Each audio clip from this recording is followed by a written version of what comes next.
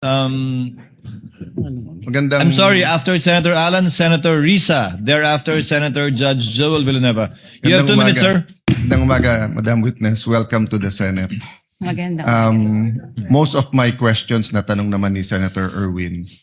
I just like to ask, but you're familiar with the concept of confidential or discretionary funds? Or hindi?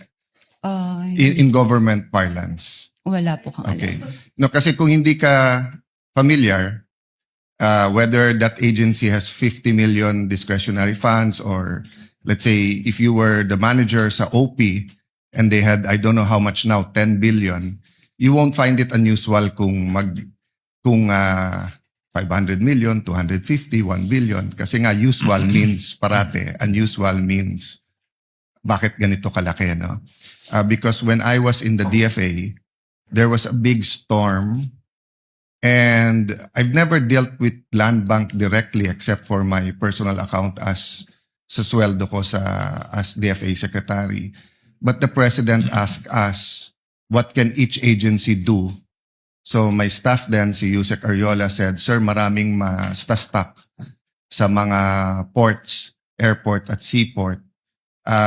May isa tayong fund. Kung OFW sila, pwede tayong magbigay. So I think we had to withdraw 50 or 100 million. At sinabi ng branch manager, wala. And then it was a Friday. So I had to call the president of Land Bank and say, sir, basta stranded, hindi. And then they sent over 50 or 100 million. So my point is, just because it's unusual, it doesn't mean it's illegal or whatever. Tama po ba? Wala naman pong illegal doon sa encashment po.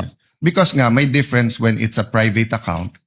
So it's a private account and they don't usually, let's say, someone has a private account, commercial or private, meaning business or personal niya, they always withdraw 50,000, 100,000. This is theoretical, so hindi to covered ng bank secrecy law.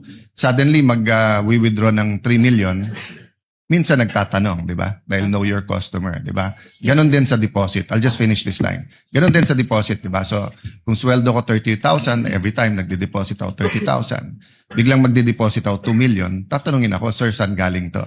Right? Correct. Pero pag government, as long as you're dealing with the people you identified with, so whether that's DPWH, whether that's DOTR, basta't everything's in order, magtataka ka lang pag sobrang laki ng amount, but then you'll release it. No?